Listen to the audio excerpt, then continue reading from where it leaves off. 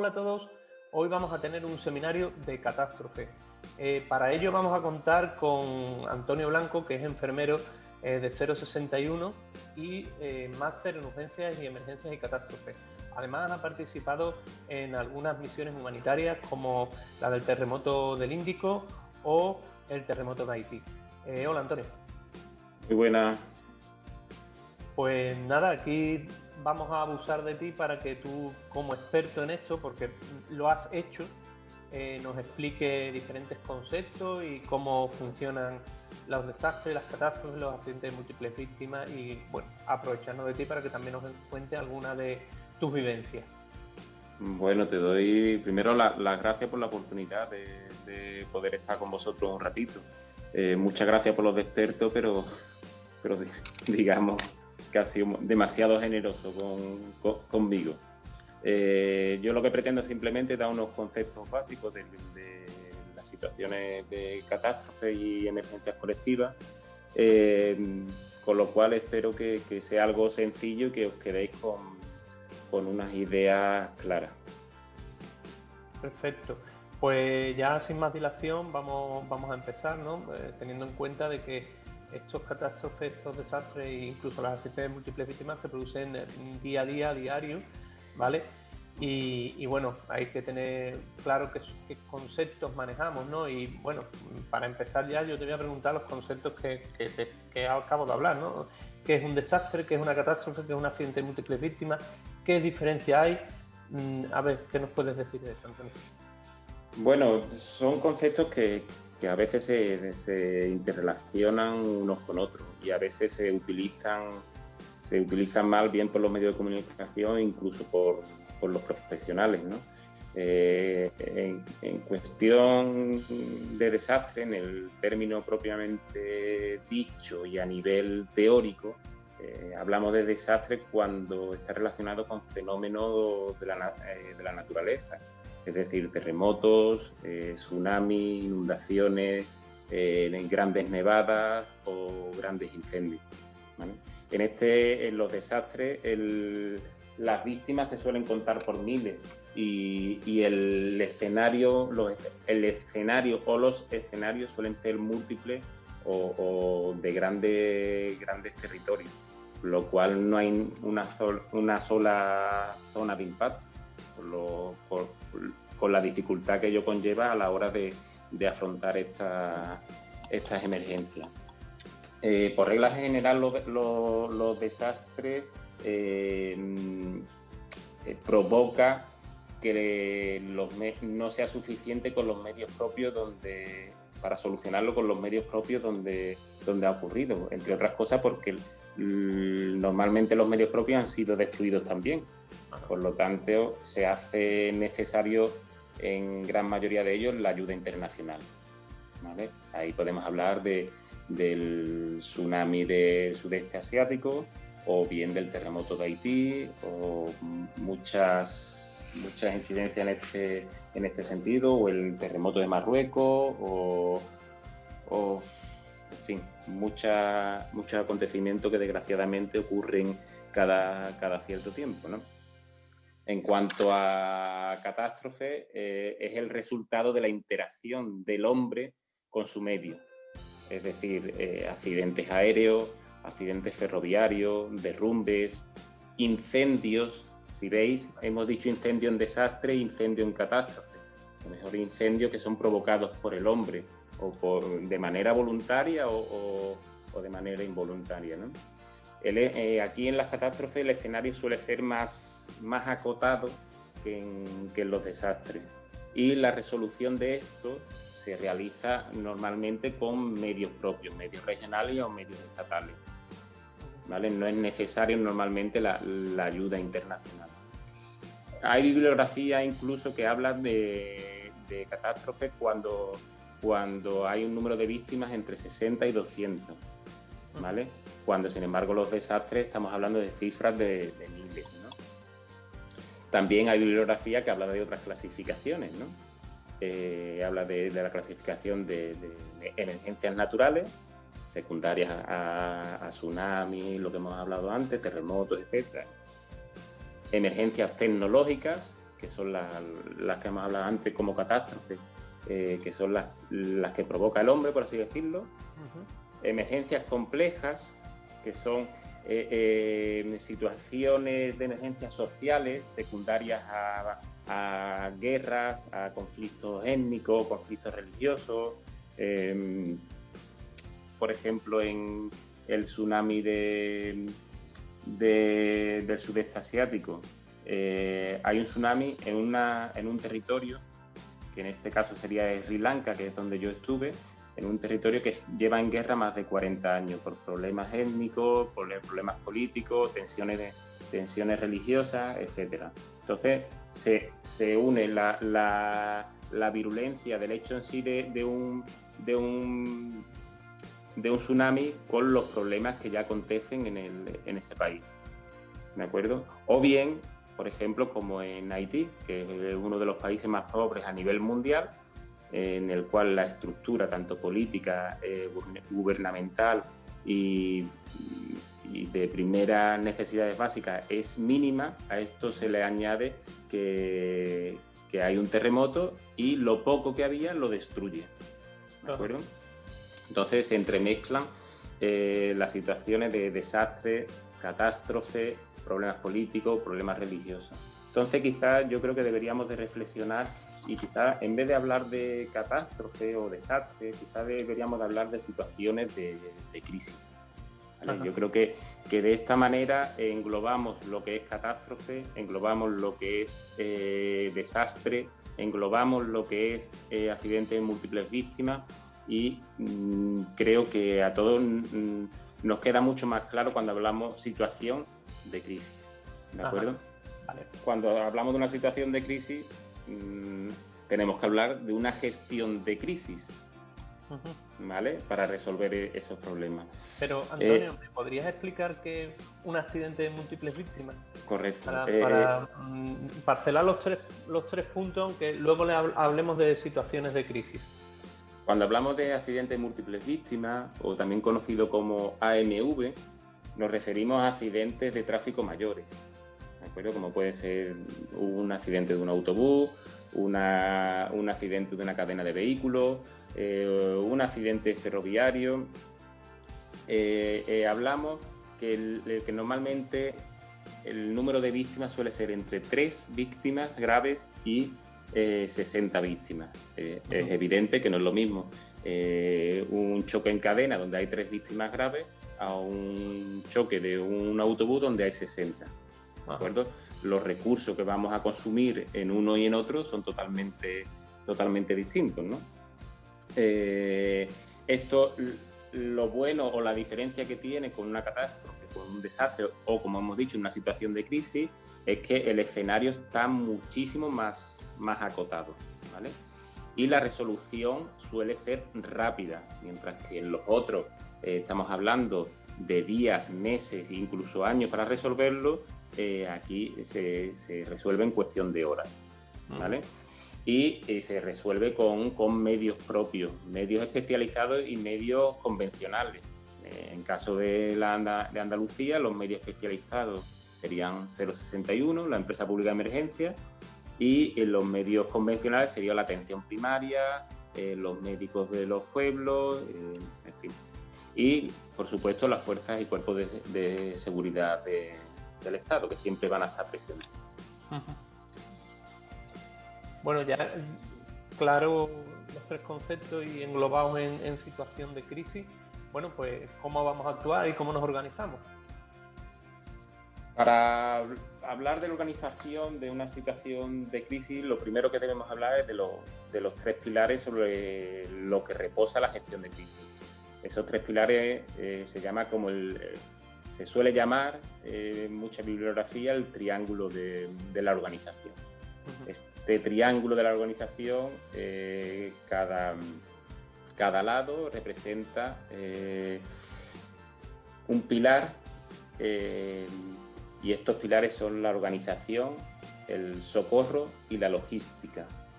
Ninguno de estos pilares es capaz de solucionar el problema por sí mismo. Es decir, si falta uno, todo lo demás difícilmente se va a solucionar de manera satisfactoria. Y hay que tener una cosa muy clara, que repetiré creo más de una vez, es que la visibilidad es organización y la organización es visibilidad. Es decir, una organización que no se ve no existe. Y repito de nuevo, una organización que no se ve no existe, ¿vale? Y lo repetiré más de una vez durante esta charla que estamos teniendo, porque es imprescindible una organización que sea visible, ¿vale? En escenarios complejos como de los que estamos hablando, tanto catástrofes, desastres o accidentes múltiples víctimas, se necesitan soluciones sencillas. No hace falta inventar nada, todo está inventado. ¿De acuerdo? Donde bajo el paraguas de un mando único, cada uno manda en lo suyo. Y por encima de todos hay, como hemos dicho, un mando único. Nos vamos a ir, quizás voy a poner un ejemplo que creo que todos entenderéis porque está pasando y ha pasado recientemente con esta situación de crisis que estamos viviendo a nivel mundial con la pandemia del COVID-19. Cuando hablamos de mando, cuando hablamos de autoridad, cuando hablamos de organización, cuando surgió todo el problema del COVID-19, apareció que cada autonomía hacía la guerra por su lado, ¿no? Y después apareció una figura, que era el Estado a nivel central, que coge el mando. Mejor, peor, ahí no me voy a meter, ¿de acuerdo? Claro. Entonces todo el mundo sabía dónde dirigirse, al mando único, que en este caso era Madrid a nivel central, ¿no? Posteriormente se vuelve a que cada comunidad coja su mando. Por lo tanto, si os dais cuenta, hay una marcha atrás en la organización. ¿Y qué es lo que ha generado esto? Pues cuando no hay organización y esa organización no es visible, se genera el caos, ¿vale? Que es lo que ha ocurrido, ¿vale? En escenarios complejos, en situaciones de crisis, lo primero que se genera es una desestructuración y un caos. Entonces, es necesario que inyectemos organización. Es decir, sin organización no hay nadie. Hay que inyectar esa organización. Y como he dicho antes, esa organización se tiene que ver, ¿vale? Cada uno tiene que ser responsable de sus actos. Cada uno tiene que saber lo que tiene que hacer. ¿De acuerdo? ¿Qué beneficios tiene esta organización? Pues lo primero, permite conocer los medios con los que se cuenta, ¿vale? Vuelvo a poner el ejemplo de la pandemia. A inicios de esta pandemia no sabíamos con qué medios contábamos. En los hospitales, en nuestros centros de trabajo, no sabíamos si teníamos EPI, si no teníamos EPI, si teníamos gafas de protección, si no teníamos gafas de protección, si teníamos suficiente lejía. Pues una buena organización permite conocer estos medios. Permite conocer los flujos. Es decir, cuando comenzó esto, ya que estamos hablando del tema de COVID-19, cuando comenzó esto, no sabíamos un paciente positivo dónde lo tendríamos que llevar. No sabíamos un paciente sospechoso dónde tenía que ir. No había circuitos de limpio, no había circuitos de sucio, ¿de acuerdo? Nos permite fijar objetivos. Por ejemplo, ahora ya hay un objetivo fijado que será más o menos realista, de que en verano tiene que estar la población, un 70% de la población inmunizada con la vacuna. Pues bueno, ya se ha fijado un objetivo, será más o menos realista, pero permite fijar objetivos. Y por supuesto facilita la coordinación. Antes cada país iba por su cuenta, es decir, Inglaterra cierra frontera, Italia cierra frontera, pero España no. Se permiten los vuelos internacionales, no se permiten. Es decir, al inicio todo el mundo hacía la guerra por su cuenta, ¿no? Uh-huh. Pues una buena organización a nivel estatal y a nivel mundial permite, nos aporta muchos beneficios, ¿no? Y nada más, en cuanto a organización, podríamos llevarnos hablando mucho tiempo, que es una de las patas uno de los pilares del triángulo, ¿no? Ajá. Quizás también podríamos hablar de la logística, que es hablemos de ese lado del triángulo, ¿no? Explícanos un poco cómo se gestiona la logística.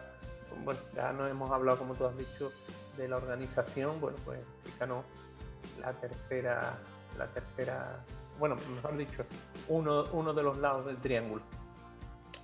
Pues logística es la disciplina que calcula los medios necesarios para conseguir los objetivos que nos hemos propuesto. Es el arte de que hace posible lo imposible y moviliza los recursos, tanto humanos como materiales, para que estén disponibles en el momento adecuado, ¿vale? Esto que parece un poema no lo es tanto y es tan importante que sin esta pata no existirían las organizaciones internacionales. Es decir, imaginemos, por ejemplo, que yo voy al terremoto de Haití y cuando llego allí no he previsto que los sanitarios que vamos allí comemos, bebemos, cagamos. Entonces todo eso hay que preverlo, ¿vale? ¿Por qué? Porque ¿qué es lo que ocurre muchas veces?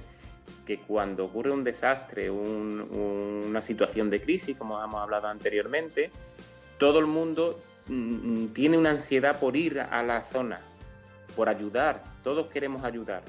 ¿Qué ocurre? Que muchos, es lo que se llama paracaidismo humanitario, se presentan en la zona de impacto y ahora cuando están allí con sus manos y su mochila, resulta que hay que ayudarles a ellos. Es decir, se forman parte del caos. ¿Por qué? Porque no han previsto que necesitan agua, porque no han previsto que necesitan gasolina para un grupo de electrógeno, porque no han previsto que en esas zonas no hay un retrete para poder hacer nuestras necesidades, porque no han previsto que también pueden enfermar y no llevan, por ejemplo, paracetamol,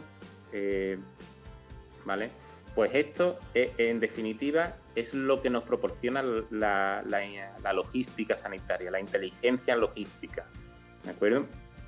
Es decir, abarca un análisis de las necesidades, la adquisición de esos materiales, el transporte de esos materiales, el despliegue, el mantenimiento de lo que hemos desplegado y el repliegue, ¿de acuerdo?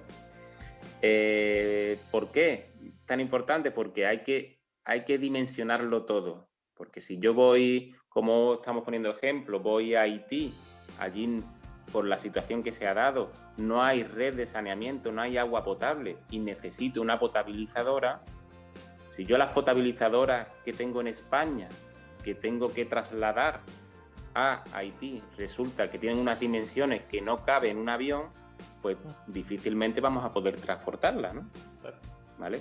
Pues de esto es de lo que se encarga la logística. Entonces, un buen logista es un mago, es el mago que hace posible lo imposible, como hemos hablado anteriormente, ¿de acuerdo? Y explota las capacidades ordinarias para obtener resultados extraordinarios. Esto suena como a fantasía, como a cuento de hadas, ¿no? Pero es así. Cuando estás en un escenario internacional donde la pobreza reina, donde el caos reina, ¿de acuerdo? Este tipo de personas son los que hacen que todo fluya, que el cirujano se encargue de su cirugía, que el enfermero se encargue de lo que se tiene que encargar, ¿de acuerdo? Entonces los principios de la logística son la oportunidad, que es disponer de lo necesario cuando es necesario, de la economía, es es decir, buscar siempre el menor costo posible, ¿de acuerdo? Porque si yo resulta que para una potabilizadora la puedo conseguir por 3.000 euros, pero me he gastado 3 millones de euros, pues evidentemente no compensa, ¿no? La sencillez, es decir, la facilidad de uso. Si yo, como estamos hablando de una potabilizadora, voy a seguir con ese ejemplo, ¿vale? Para no distorsionarlo. La sencillez, si yo tengo una potabilizadora que lo único que tengo que hacer es desplegarla y darle un botón, va a ser mucho más sencillo que si tengo una potabilizadora en el cual tengo que hacer cálculos matemáticos para inyectarle el cloro adecuado y demás. ¿De acuerdo? Que sea movible, lo que hemos hablado antes, que sea transportable y que sea logísticamente, que se pueda movilizar con facilidad y que sea seguro, ¿vale? Entonces, como os he dicho, el arte de la logística son magos, ¿vale? La logística también se encarga de la gestión del personal, es decir, de cubrir las necesidades personales en todas las secciones. No solamente cuando te despliegas en un territorio internacional hacen falta enfermeros y hacen falta cirujanos o matronas, ¿no? También hace falta el que ponga el café por la mañana, o también hace falta el que cabe en el suelo un retrete portátil. ¿De acuerdo? También se encarga de la administración. Cuando hablamos de administración, es la gestión permanente de la situación, es decir, las estadísticas sanitarias.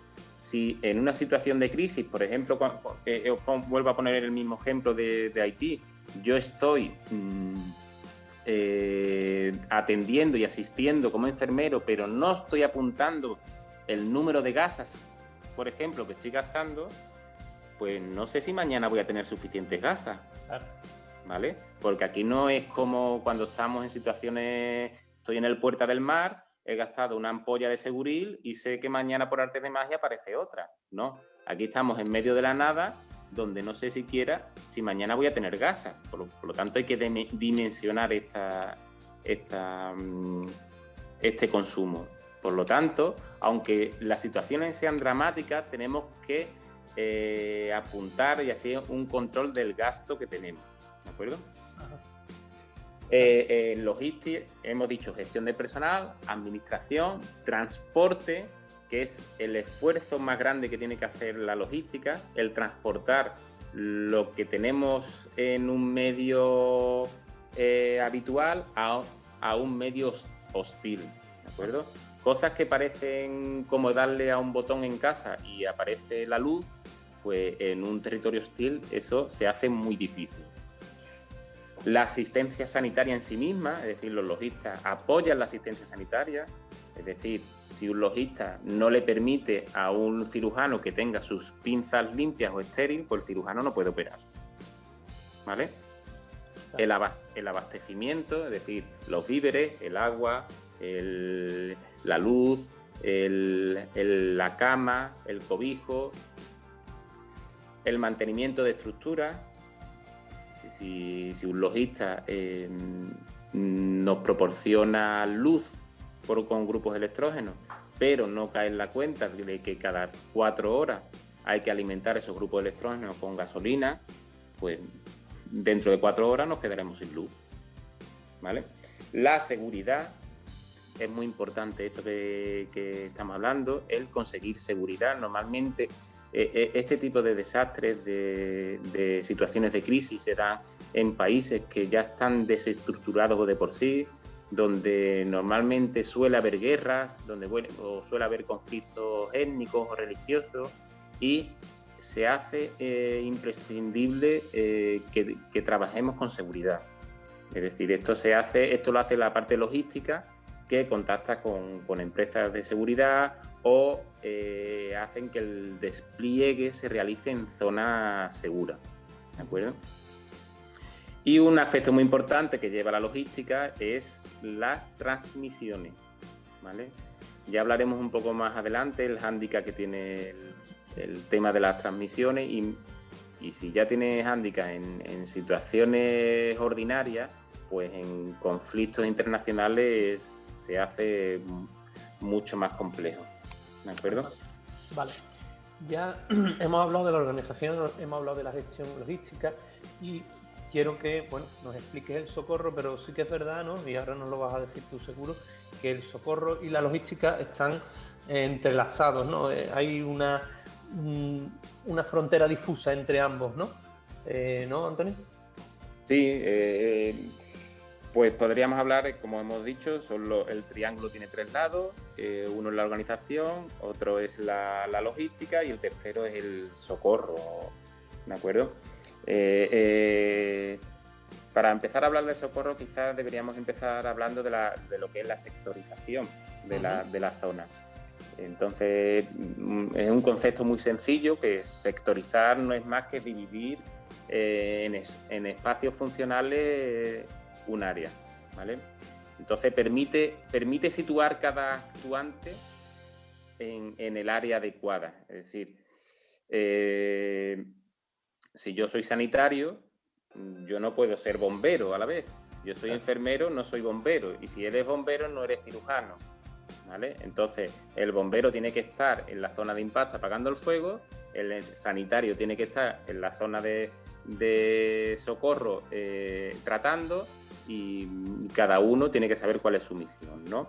En la sectorización hablamos siempre de 3 zonas muy diferenciadas, que es la zona de salvamento, ¿vale? Que es la zona de rescate propiamente dicha, la zona de socorro, que sería la zona sanitaria, y el área base, ¿vale? El área base, que es la zona donde se organiza todo, ¿vale? No olvidemos que una emergencia, un accidente de múltiples víctimas, concurre en un ambiente desordenado, mal delimitado, donde circulan personas sanas, personas enfermas, rescatadores, sanitarios, fuerzas del orden. Por lo tanto, se hace necesario lo que dije al principio, una buena organización, y una buena organización que se vea. Si esa organización no se ve, como dijimos al principio, no existe. Es decir, si tú llegas a una zona de impacto o a un accidente de múltiples víctimas y no ves una organización, lo que vas a provocar es que aumente el caos, ¿vale? Y si esa organización no se ve, es decir, si tú no sabes, no estás viendo que hay un mando y el mando te puedes dirigir a él para ponerte a sus órdenes, pues difícilmente vas a poder ayudar o vas a poder saber dónde dirigirte, ¿no? Como hemos dicho, hay 3 zonas: zona de salvamento, zona de socorro y área base. La zona de salvamento es donde es el punto de mayor impacto. Aquí se despliega el personal cualificado, que suele ser rescatadores, bomberos, depende de la situación, pero sobre todo se va a dar en los accidentes múltiples víctimas, van a hacer el caso de la actuación de bomberos. Y desde ahí se hace una evacuación hacia la zona de socorro, ¿vale? Entre la zona de salvamento y la zona de socorro normalmente se hace el nido de heridos, ¿de acuerdo? En el nido de heridos es como una pequeña avanzadilla del área de socorro, ¿de acuerdo? Aquí en el nido de heridos puede haber una pequeña o una atención inicial a estas personas, pero lo único que se hará serán maniobras salvadoras, ¿vale? Es decir, una apertura de una vía aérea, una colocación de un guédel, una taponación, un torniquete por un sangrado masivo, un vendaje compresivo simple, maniobras salvadoras que puedan salvar la vida con ese gesto, ¿de acuerdo?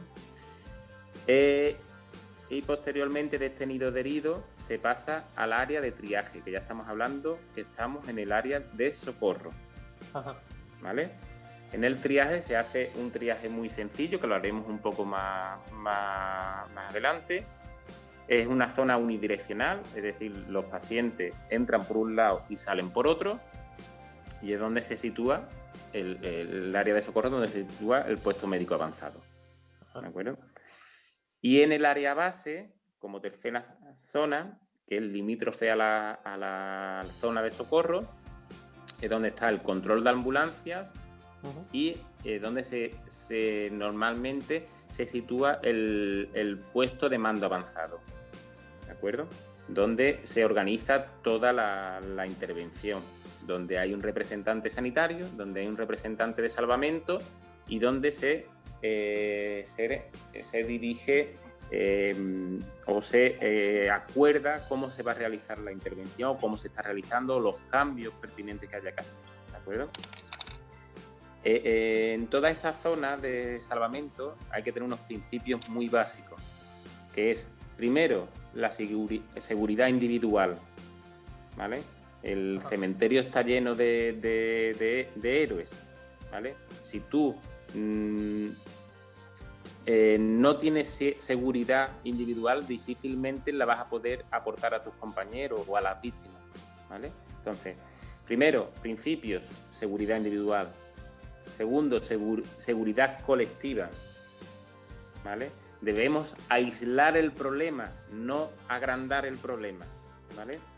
Vale. Y por último, pues colaboración entre los intervinientes. Aquí entran muchos factores, ¿no? Cuando hay un accidente de múltiples víctimas. Aquí entra desde personal poco cualificado o a lo mejor personal muy cualificado pero con mucho ego. Aquí podríamos hablar de largo y tendido, ¿no? Pero en un accidente de múltiples víctimas bien gestionado hay una orden, hay un mando que da órdenes y los demás obedecen con disciplina, ¿vale? Esto quizás lo tienen muchísimo más claro los militares, ¿vale?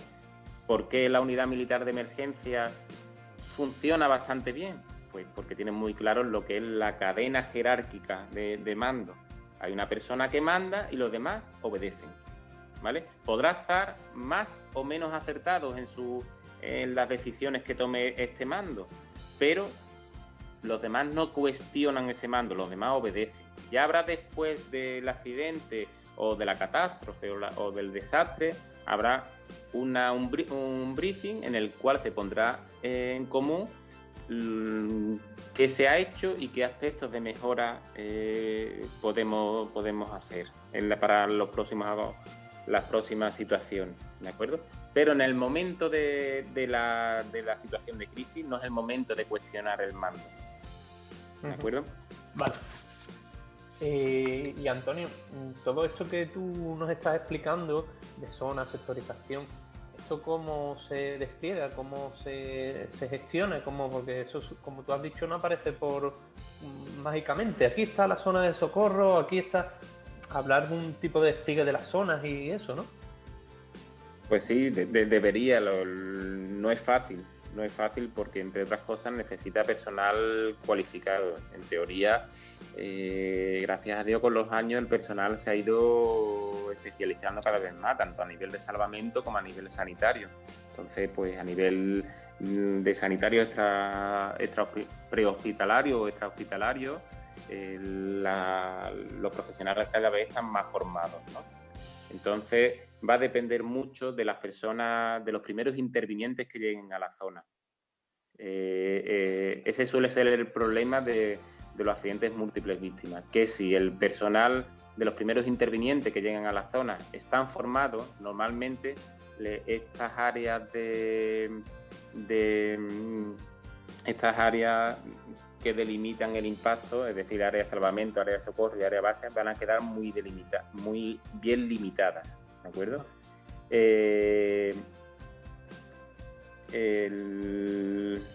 el área de socorro, el despliegue, que voy a hablar más del área de socorro, que quizás al ser sanitario el que más debemos controlar mejor con nuestra formación. Debemos atender a varios principios, ¿no? Primero, el seguridad, situándonos a una distancia segura, que normalmente, dependiendo del hecho que acontece, debe ser mínimo de 50 metros, ¿vale? que sea visible, como hemos dicho anteriormente, la organización se ve, la organización que no se ve no existe. ¿Y cómo se hace visible? Pues con elementos muy simples, es decir, petos serigrafiados, con banderolas que ponga mando médico o banderolas que ponga triaje. Todos los equipos de emergencia hoy día de 061 lleva este kit de catástrofe. Ajá. Que nos permite sectorizar la zona, ¿de acuerdo?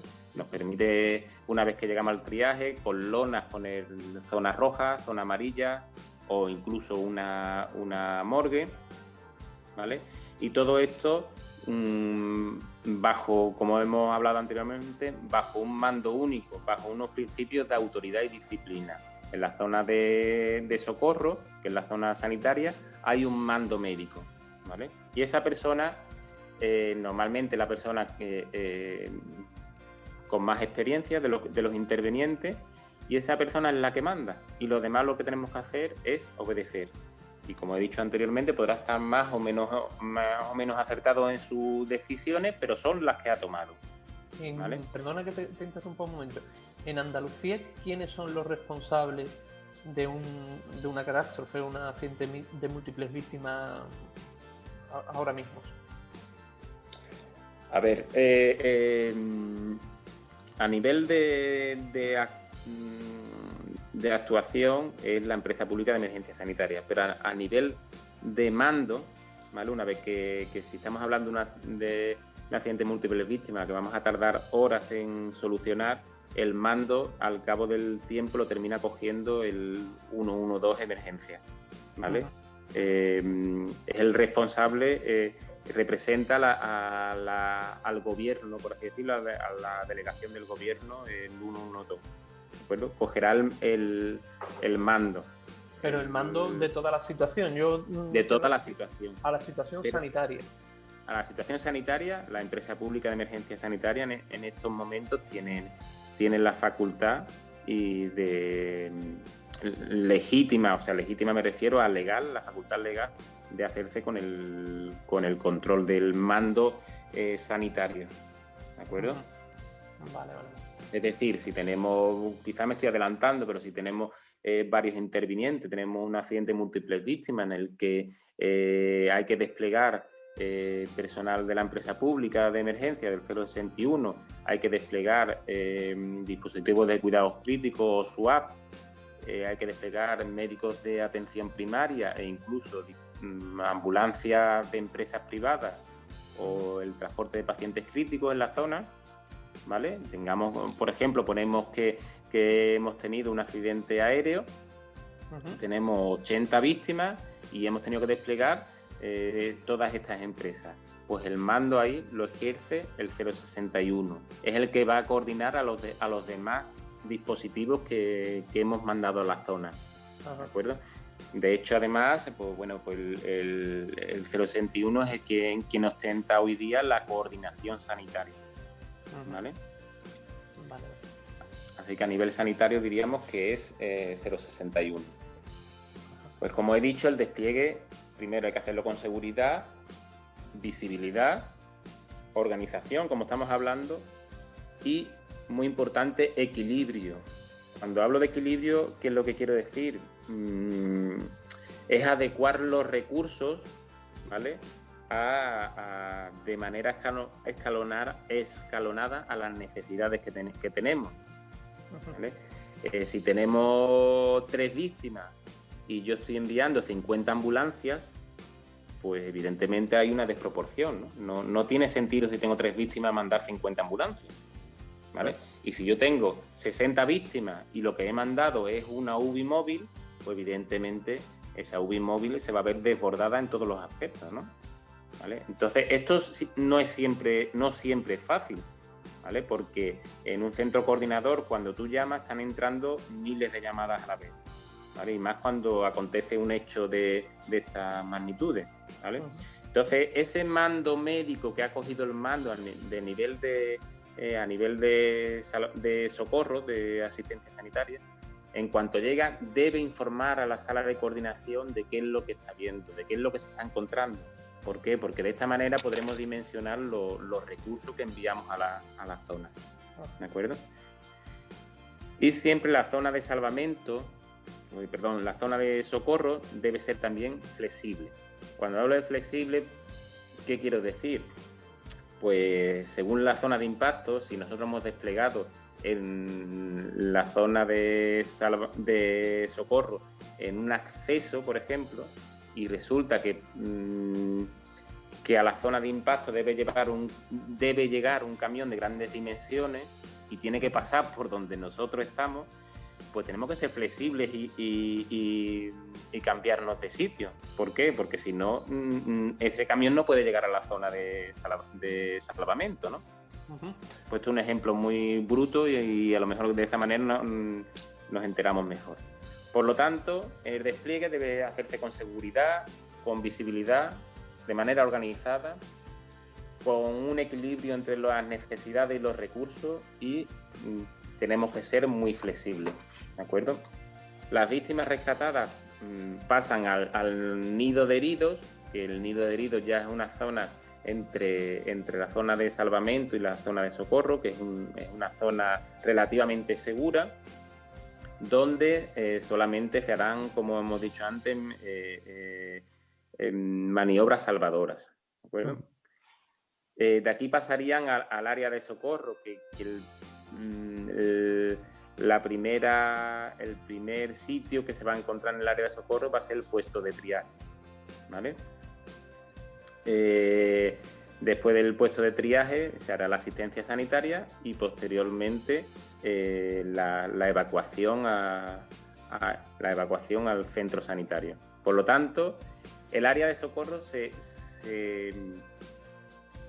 basa en 3 principios que no debemos olvidar, que es clasificar, asistir y evacuar. Ajá. ¿Vale? Clasificar, asistir y evacuar. En eso se va a resumir el trabajo que hacemos en el área de socorro. ¿Vale? Entonces, como tú has explicado, el punto de impacto, zona de impacto, de salvamento, entre medio un nido de heridos y la zona de socorro donde están los equipos sanitarios para, como tú dices, clasificar, asistir y evacuar, ¿no? Entonces, en algunas ocasiones, algunos pacientes llegarán por sus medios propios, es decir, andando o como puedan, otros los traerán y llegará un momento en que el área de socorro se saturará, ¿no? Para evitar esa saturación, ¿cómo clasificamos o decidimos qué pacientes tienen que ir a un lado o a otro? ¿Eso cómo lo realizamos? Bueno, pues eso es lo que llamamos triaje, ¿no? Empezando por la base triaje, es el proceso de clasificación de pacientes en situaciones difíciles. Es un término francés internacionalmente aceptado y hay muchos modelos de triaje, Lo que hay que utilizar es un triaje cuanto más sencillo mejor, ¿vale? Porque estamos hablando de situaciones difíciles, situaciones dramáticas, y un triaje complejo difícilmente se va a hacer de manera satisfactoria. Por lo tanto, hay que utilizar triajes muy, muy sencillos, ¿vale? Cuando se hacen ejercicios de entrenamiento, por lo menos a mí, a nivel como profesional, cuando me ponían de triaje, es lo que más me gustaba, porque era como etiquetar a los pacientes, ¿no? Uh-huh. Sin darme cuenta que quizás es la situación más compleja y más dramática que existe, que es que estás decidiendo sobre la vida de una persona, de tú vives, tú no vives, ¿vale? Entonces, es un puesto que quizás la experiencia profesional es lo que hace que el triaje tenga mayor éxito, mayor tasa de éxito, ¿vale? Nos tenemos que dar cuenta que se hace en situaciones dramáticas en el triaje. ¿Qué tipo de triaje es el que solemos utilizar en Andalucía? Pues en Andalucía el que utilizamos es el triaje de colores, ¿vale?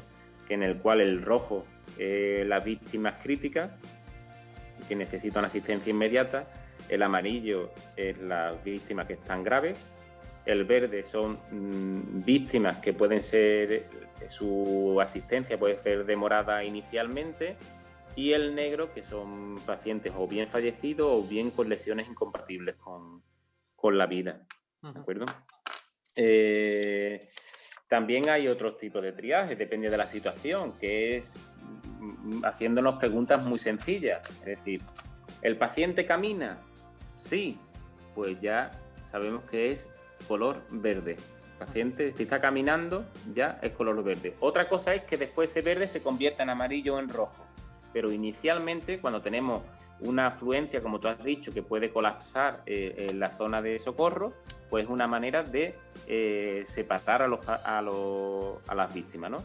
¿Paciente camina? Sí, pues ya sabemos que es verde. ¿El paciente no camina? Pues entonces nos haremos la siguiente pregunta. ¿El paciente está consciente? Sí, pues será amarillo. ¿El paciente está inconsciente? Pues es rojo, ¿vale? Es decir, con estas 2 preguntas o 3 preguntas, camina sí, no, y consciente sí, no, ya vamos a tener hecho un triaje básico, ¿vale?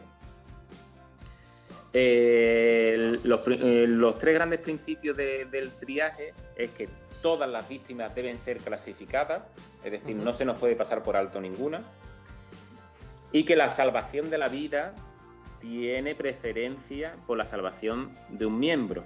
Es decir, si tenemos que amputar una pierna para poder salvar la vida, más vale un paciente vivo amputado que un paciente muerto con todos sus miembros intactos. ¿De acuerdo? Y la conservación de la función tiene preferencia sobre la corrección del defecto anatómico, ¿vale? Es decir, estamos hablando de situaciones dramáticas, pero que hay que tener las ideas muy, muy claras, ¿vale? En cuanto a... Aquí hemos hablado del triaje, quizás ya si nos metemos un poco más en tratamiento y analgesia. En cuanto a la analgesia, en el triaje, hoy día, gracias a Dios, tenemos analgésicos y tenemos una seguridad en la administración de estos analgésicos que no es necesario que los pacientes pasen dolor, ¿vale? Entonces, en una primera valoración, el mismo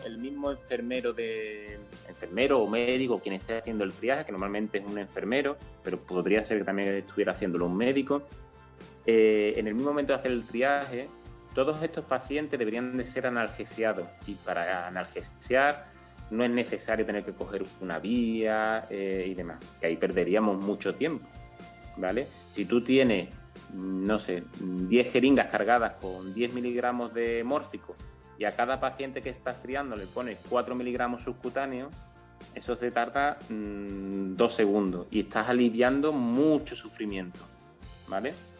Y 4 miligramos subcutáneos no va a provocar ninguna depresión respiratoria ni va a hacerle ningún mal. Ajá. ¿De acuerdo? Entonces, la analgesia precoz en este punto yo creo que es imprescindible, y creo que no es necesario que la gente esté sufriendo en la medida de lo posible, ¿no? En cuanto a la atención sanitaria dentro del área de socorro, debemos tener claro que lo que vamos a realizar ahí es una estabilización del paciente, es decir, vamos a hacer una primera asistencia. ¿De acuerdo? No nos vamos a entretener en hacer cirugías o cosas que no vienen a cuento ni es el sitio donde hacerlo. ¿De acuerdo? Entonces, lo que vamos a hacer es una primera intervención, es decir, una permeabilidad de la vía aérea, una reposición de líquidos en pacientes hipovolémicos, unos torniquetes, en fin, vamos a hacer una medicina muy básica, ¿vale? Y desde este punto lo que realizaremos ya es una evacuación, ¿vale? lo que se hace es analgesiar y estabilizar al paciente para poder realizar una evacuación, ¿no? Una evacuación lo más segura posible. ¿De acuerdo? Y esta evacuación, normalmente, ¿quién la realiza y cómo decidimos la evacuación hacia dónde? La evacuación es uno de los aspectos, parece una cosa sencilla, pero no lo es, y quizás es uno de los aspectos más importantes. ¿Por qué? Voy a poner un ejemplo quizás muy gráfico. Si tenemos un accidente múltiples víctimas en Cádiz, en la Punta San Felipe, tenemos 60 víctimas y resulta que yo todos los pacientes los evacúo, pero los evacúo al Hospital Puerta del Mar, que tengo que pasar por la puerta y los evacúo al Hospital Puerta del Mar. ¿Qué es lo que ocurrirá? Pues lo único que estoy haciendo es desplazando el problema de la Punta San Felipe y lo estoy desplazando a las urgencias del Hospital Puerta del Mar. Claro. ¿De acuerdo? Entonces a esto se le llama dispersión. Tenemos que evacuar, pero dispersar. Es decir, ¿con cuántos centros sanitarios contamos? Pues mira, contamos con el Hospital Puerta del Mar, Hospital de Puerto Real, Hospital de Jerez, y aéreamente contamos con los hospitales de Sevilla. Entonces, dependiendo de la gravedad del paciente y de la patología que tenga, pues mandaremos a pacientes a un lado o a otro. Incluso los pacientes verdes o pacientes con menos gravedad podemos derivarlos a centros de atención primaria, ¿vale? Es muy importante el tema de la dispersión geográfica de estos pacientes. Eso sí, hay que hacer esa dispersión de manera segura, ¿vale? Todos los pacientes deben estar triados previamente, es decir, inicialmente sabemos qué color tiene ese paciente, es decir, qué nivel de gravedad, ¿vale? Y la posible patología que lleva. Entonces, este paciente llevará una tarjeta, que ya la veréis en la presentación, en la cual, si tenemos la identificación del paciente, la pondremos el color que le corresponda y al centro donde se envía, ¿vale? Es decir, el centro donde se envía queda decidido en el puesto de carga de ambulancia. No lo decide el ambulanciero cuando está transportando o trasladando a la víctima, ¿vale? Se decide en el puesto de carga de ambulancia, por lo cual queda reflejado y queda registrado en la salida de pacientes del área de socorro.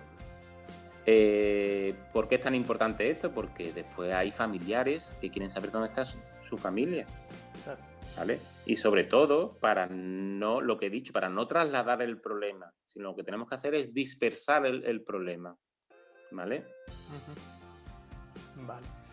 Y bueno, esto realmente estamos hablando de solo sanitarios, ambulancias, pero esto conlleva un trabajo interdisciplinar y multidisciplinar con otros organismos, ¿no? ¿Qué modelo organizativo utilizamos cuando trabajamos con otros recursos?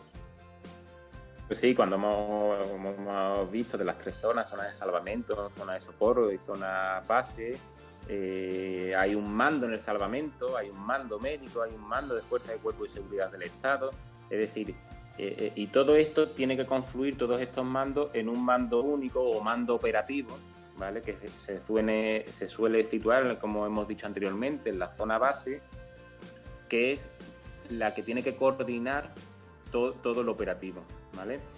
Sí, cada uno tiene un mando, pero no tiene ni coordinación ni comunicación con los mandos de los otros operativos. Es decir, si el mando, por ejemplo, de bomberos se lleva muy mal con el mando de sanitario y ni se coordinan ni se hablan, pues evidentemente la solución del problema, más que solucionar el problema, lo que vamos a incrementar el problema, ¿vale?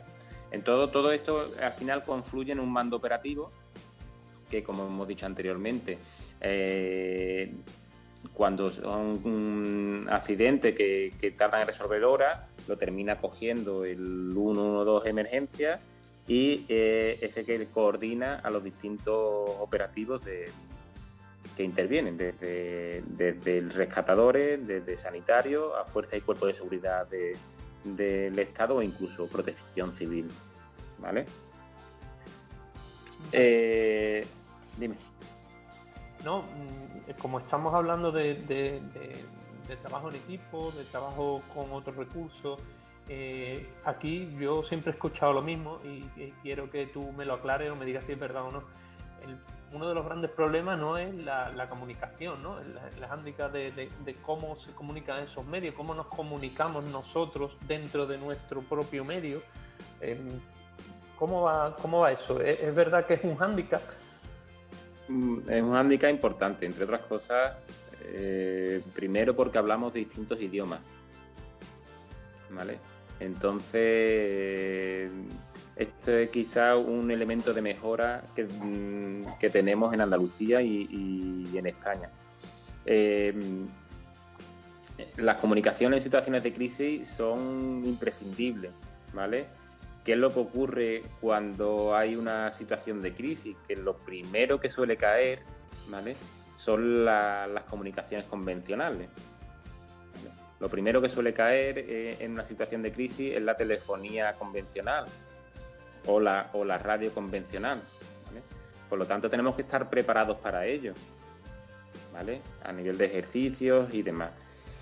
Tenemos que tener presente que en situaciones de crisis quizás tenemos que estar utilizando teléfonos satélite.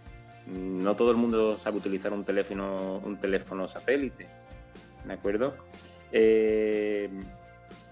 O utilizar una malla de radio propia. Antonio, entendiendo de que la gestión de comunicaciones, aparte de las infraestructuras que requiere que sean las adecuadas y que utilicemos los medios adecuados, es necesario también la formación, ¿no? Como resumen de esto, háblame de cómo, porque has dicho que es una cosa piramidal, ¿no?, en el que hay un jefe de operaciones, ¿no?, y luego diferentes jefes o responsables de diferentes partes de las áreas de salvamento, de socorro, de los diferentes tipos de recursos que actúan. Entonces, ¿cómo se gestiona esa autoridad? A ver, debemos diferenciar dos conceptos básicos. Una cosa es autoridad y otra cosa es mando, ¿vale? Autoridad normalmente se le llama nos referimos al poder legítimamente elegido, ¿no?, para ello, es decir, el político, ¿no?, el responsable político. Ajá. Y al mando, generalmente el mando recae sobre personal técnico cualificado, ¿de acuerdo? Pero aquí hay un punto muy controvertido, que es cuando surgen conflictos de cuando la autoridad política ejerce el mando sobre el terreno. Entonces, normalmente en este caso es cuando se provoca un desastre. Y aquí sí podríamos hablar más que de situación de crisis, de desastre, ¿vale? Cuando una autoridad política quiere ejercer el mando operativo, ¿vale? Porque normalmente no está cualificado para ello, ¿vale? Entonces, hay que diferenciar entre autoridad, que no deja de ser la persona legítimamente elegida para ello por los votos y demás, que es el político que le corresponda, y el mando operativo, que es el técnico que está especialmente cualificado para ello. Ajá. ¿Vale? Perfecto, nos ha quedado claro los conceptos de autoridad y mando. Que podría darse el caso que un político fuera técnicamente súper especialista en el mando, pero no es lo que suele ocurrir, ¿no? No es lo que suele ocurrir. Otras funciones, otras situaciones que controlan ellos mucho mejor que a lo mejor ese técnico, pero en este caso el técnico es el que controla, por eso está ahí, entre otras cosas. Correcto. Entonces, correcto. Bueno, pues la verdad es que hasta aquí ha sido bastante esclarecedor todo lo que es las catástrofes, los desastres, las accidentes de múltiples víctimas, realmente las situaciones de crisis, de gestión de crisis, ¿vale? Como tú nos has explicado al principio de las charlas. Y ahora quiero que entremos un poco en tu vivencia personal, ¿vale? En la ayuda humanitaria que tú has realizado, ya sea en Sri Lanka con el maremoto el terremoto que produjo el tsunami del sudeste asiático y el terremoto de Haití. Como sabéis, o como ha dicho antes José, he tenido la suerte de poder trabajar en dos acontecimientos internacionales. Uno fue el tsunami de Sri Lanka y el otro más reciente, el terremoto de Haití. Me voy a centrar quizá un poco más en el terremoto de Haití porque asistí allí como miembro de la empresa pública de emergencia a través de la EFI, que es la Agencia Española de Cooperación Internacional, en el cual aunaba esfuerzos y fuimos un equipo formado por distintos servicios de emergencia a nivel estatal, en el cual íbamos personal del SAMUR Madrid, personal del SUMA Madrid, personal de Andalucía, de la empresa pública de emergencia, y personal incluso del País Vasco. Y todos conformábamos una expedición española para ayudar en Haití, ¿no? Como os he dicho antes, lo primero cuando hay un acontecimiento internacional, lo primero que tiene que haber es una petición de ayuda internacional. Tú no te presentas en un país porque tú crees que necesitan tu ayuda, ¿no? Primero tiene que haber una petición internacional de que necesitan ayuda. En Haití, para que os hagáis una idea, tiene 10 millones de habitantes, es una población extremadamente pobre, donde hay muchos afectados por SIDA, hay una mortalidad materna impresionante, una mortalidad infantil por encima del 8%. En fin, a priori, antes de haber ningún tsunami, era una población muy mermada, ¿no? Allí a nivel andaluz fuimos un jefe de un mando operativo de EPES, 2 médicos de emergencia, 2 enfermeros, 4 técnicos logistas y 2 cirujanos. Y el tratamiento que se hizo inicialmente fue sobre todo, o en gran medida, fue traumatológico. Daros cuenta que en un terremoto sobre todo lo que confluyen son patologías traumáticas, ¿vale? Desde heridas, amputaciones, en fin, sobre todo heridas quirúrgicas, ¿no? y traumatológicas. ¿Qué es lo que ocurre? Que también están, como yo digo, la vida sigue, ¿no? Se hicieron muchos partos porque la infraestructura, la poca infraestructura que ya existía en este país había quedado totalmente destruida o inexistente. Y las parteras que hacían estos partos o bien habían fallecido o bien habían salido pitando de la zona, ¿no? Daros cuenta que en Haití se cree que hubo más de 360.000 muertos y 500.000 heridos, ¿vale? 360.000 muertos son los oficiales, que evidentemente creo que son bastante más, ¿vale? Y esto en una dispersión geográfica muy grande. Entonces, para asistir o para ayudar a esto hace falta una coordinación internacional muy importante. Entonces, todos los países se dirigen a Naciones Unidas, prestan su voluntad de ayudar, y es en Naciones Unidas quien te dice o te indica dónde te tienes que colocar y qué es lo que tienes que hacer o qué es lo que tienes que asistir, ¿vale? Entonces, como hemos hablado antes, a menor rango de los accidentes a múltiples víctimas, aquí hablamos de ayuda internacional, donde la asistencia o las víctimas se cuentan por millones. Por lo tanto, como hemos dicho antes, a grandes problemas hay que dar soluciones muy sencillas, ¿vale? Entonces, el mando supremo lo tiene Naciones Unidas, que contacta con los mandos de las distintas naciones, ¿vale? Como podéis ver en la diapositiva que colgamos, sobre todo lo que se hizo fue inicialmente mucha trauma y posteriormente muchas urgencias secundarias. Cuando hablo de secundaria, pues ¿a qué me refiero? Pues que si una persona ha tenido una herida en la cual no ha tenido asistencia, pues probablemente al cabo de las 2 semanas vaya al centro sanitario porque tiene una gangrena ósea, porque se la ha infectado, en fin, por una urgencia secundaria.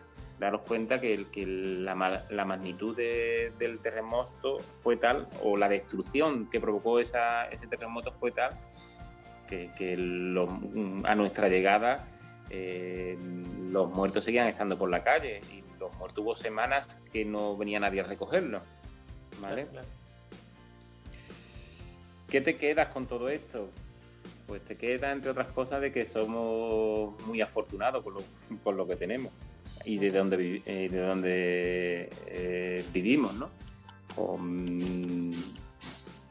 Simplemente gestos tan tontos como poder encender la luz o poder abrir el grifo y beber agua limpia, pues empiezas a valorar esas cosas, ¿de acuerdo? O ver la importancia que tienen. Claro. No prestamos atención. O bien el saber abrir un paquete de gasas y saber que mañana vas a tener otro paquete de gasas, ¿no? Gestos tan sencillos como eso, a mí es lo que más me marcó. Más allá que la asistencia propiamente dicha, que siempre hay pacientes que mentalmente te dejan marcado, o niños que atiendes que sabes que le queda una vida dura, o amputados que si ya por sí una vida es complicada en ese tipo de países, pues un amputado, pues nos podemos imaginar, está prácticamente condenado o a la muerte o al destierro, vamos, ¿de acuerdo? Entonces, sobre todo, me quedo con las pequeñas cosas, me quedo con los agradecimientos de la gente, me quedo con las caras de a pesar de no tener nada, ellos te dicen con la mirada gracias, aunque estés hablando idiomas distintos. Me quedo con la importancia de las cosas básicas que no valoramos aquí en España, ¿no? De tener agua, de tener luz. Para mí fue una experiencia muy enriquecedora, y no solo a nivel asistencial, sino también a nivel de trabajar en equipo con otros servicios de nuestro país, donde puedes ver cómo se trabaja de manera distinta en un mismo país, pero sin embargo todos unidos por un mismo paraguas y por una misma obsesión, que era ayudar a este país. Bueno, pues la verdad es que muchas gracias, ha sido muy enriquecedor, tanto las vivencias últimas que nos has contado como la exposición de lo que es una situación de gestión de crisis. Y bueno, agradecerte tu tiempo y tus conocimientos. Nada, gracias a vosotros, y se me hace esto un poquito duro no poder estar en contacto directo con los alumnos, de no interactuar con ellos y no saber si uno se está explicando bien o si se está entendiendo. Espero que haya sido lo más didáctico posible y que os sirva de algo. Pues nada, muchas gracias, Antonio. Hasta luego.